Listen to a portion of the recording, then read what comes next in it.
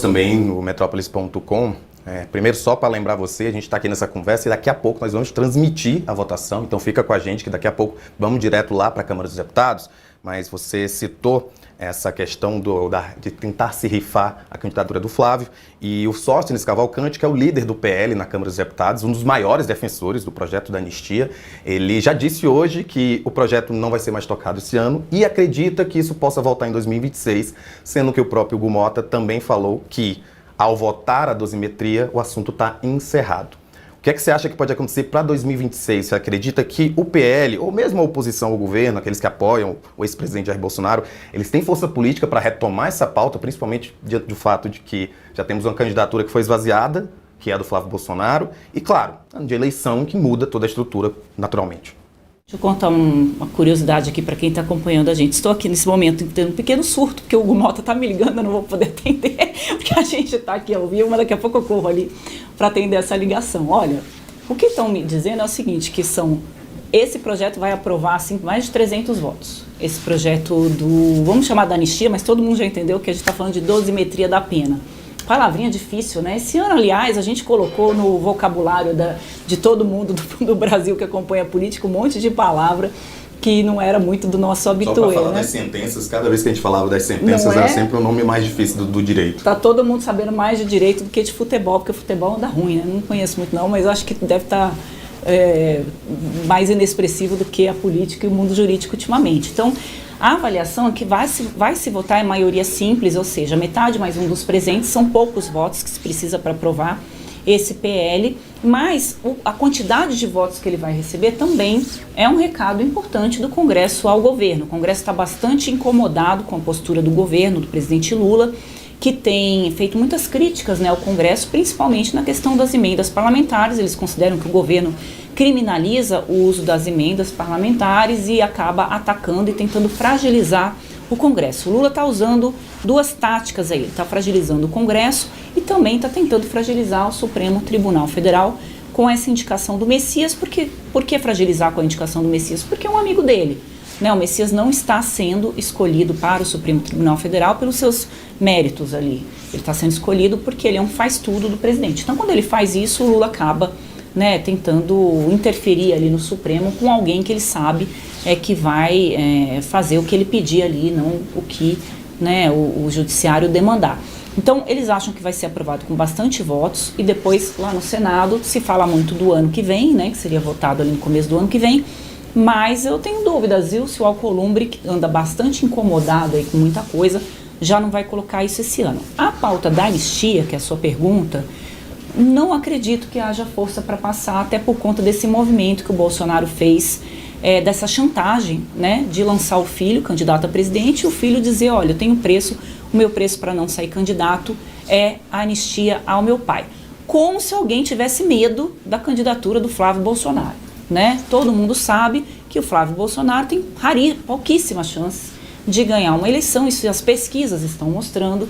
Ele não tem, talvez se fosse o Eduardo, ele poderia ter um capital político maior, né? Ele reúne mais uma militância, assim, mas o Flávio não. Então o governo está comemorando, já tem até uns vídeos, viu, Rafa, de inteligência artificial. Vou ver se eu pego aqui depois, se a produção pode passar, que é o Flávio Bolsonaro com a voz do Lula, e agradecendo e falando, Flávio 13, vote no Flávio 13, porque praticamente deram a reeleição para o Lula de presente, porque o Flávio realmente tem muita rejeição, tem muita muita bagagem nessa mala dele, né, de escândalos e tal, para ser explorado aí pelo Lula durante a campanha eleitoral. Então não acredito que a anistia vai passar, não. Eu acho que o que pode ser aprovado, hoje eu apostaria que vai aprovar, é a questão da redução da pena. A gente pode falar um pouquinho de como é que isso ficaria? Claro. Com relação o benefício, porque o Bolsonaro também se beneficia disso, né? Não são só os presos lá pelo 8 de janeiro. O projeto ele pega desde 30 de outubro de 2022 até o momento em que a lei for aprovada. Então pega todo mundo, né? Exatamente.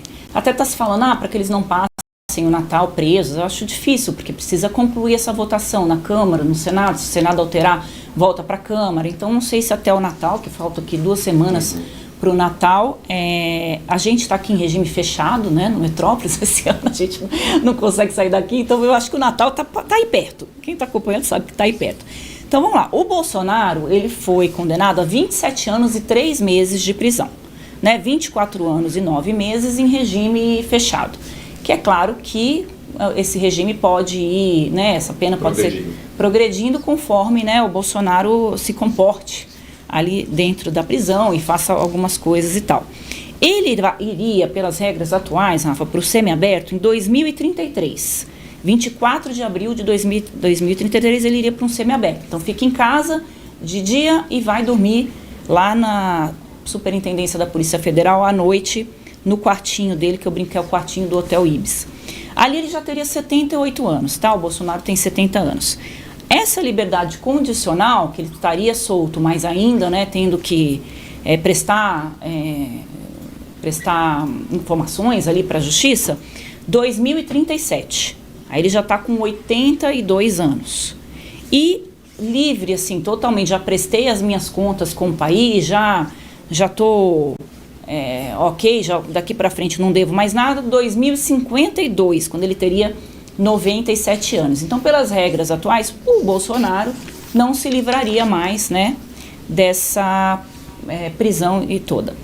O regime fechado, como eu disse hoje, daria de 6 a 8 anos, a depender do que o Bolsonaro vai fazer para reduzir essa pena. Se a proposta que vai ser votada hoje lá na Câmara dos Deputados, aí para quem chegou agora, o Metrópolis vai transmitir a sessão, então fiquem aqui com a gente, para não ter que ficar procurando aí onde é que está a sessão, a gente vai transmitir, depois a gente vai comentar o resultado, 6 a 8 anos. Se a proposta for aprovada, segundo o deputado Paulinho da Força, que é o relator dessa proposta, o Bolsonaro ficaria em regime fechado 2 anos e 4 meses. Então ele também se beneficia, né, Rafa? Claro, não é isso que ele quer. Exato. Né? Essa era a minha dúvida, né? Porque o projeto inicialmente era transformar o Bolsonaro, poder fazer com que ele se candidatasse novamente, inclusive. Essa é a expectativa, eles usam esse discurso até agora, né? Então a dosimetria, ela não contempla a possibilidade de dar libertação imediata, mas diante do fato de que você pode ficar muito menos tempo na prisão, aí uma questão mais pessoal é sempre vantajoso, ainda mais para a família, que sempre demonstra ali a preocupação, está sempre colocando nas redes sociais que o pai, né, tá sofrendo dentro da prisão. Enfim, não é o que eles buscam, mas diante do que já foi discutido, você acredita que é uma vitória para o Bolsonaro? De 8 para 2 anos é uma vitória parcial, né? Claro, não resolve o problema dele, mas por outro lado, é uma forma do Congresso dizer assim, olha, a gente vai resolver isso aqui, não enche mais o saco com esse assunto, a gente não vai tratar mais disso, agora vai cumprir a sua pena e da nossa parte estamos lavando as mãos. Então o Bolsonaro está pagando o preço de tentar entubar a candidatura do Flávio ali no Centrão. Então não é à toa que esse projeto está saindo da gaveta. O Bolsonaro deve insistir com a candidatura do filho até o final, eles devem correr ali sozinhos nessa raia.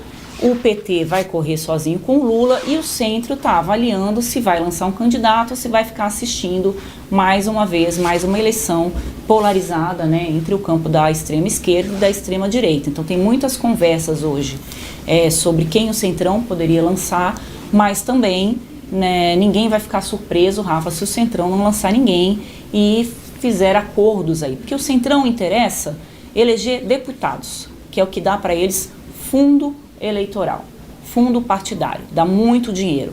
Então, por que que todos os governos que entram, independentemente do governo que é, se é de esquerda, se é de direita, tem que negociar com o Centrão? Porque o Centrão está preocupado em fazer maioria no Congresso. Então, seja qual for o presidente, vai ter que negociar com o Centrão, porque eles elegem bastante nessa parte, né? E não é de hoje, isso há muitos anos é assim. Porque o Brasil, ele tem uma característica do eleitor de que ele não fala, eu vou votar no Lula, então eu vou votar nos deputados de esquerda porque eu quero que o Lula tenha maioria no Congresso. A gente não pensa dessa forma, quase como se fossem eleições apartadas. Aí precisaria um pouquinho mais de educação política e tem muito interesse que as pessoas não tenham, né, essa educação política. Por isso que é sempre importante acompanhar o noticiário, porque a gente vai tentando ajudar todo mundo a entender o que a política está fazendo. Então, na verdade, assim, depois dessa volta toda que eu dei, o resumo da tua pergunta chega para lá no Bolsonaro, na verdade, que o Congresso vai dar. Olha, o que a gente vai dar é isso aqui, a dosimetria da pena, mais do que isso a gente não vai dar, porque você tentou fazer uma gracinha e a gente não gostou. Eu vou te pedir outra opinião, vou te aproveitar aqui, porque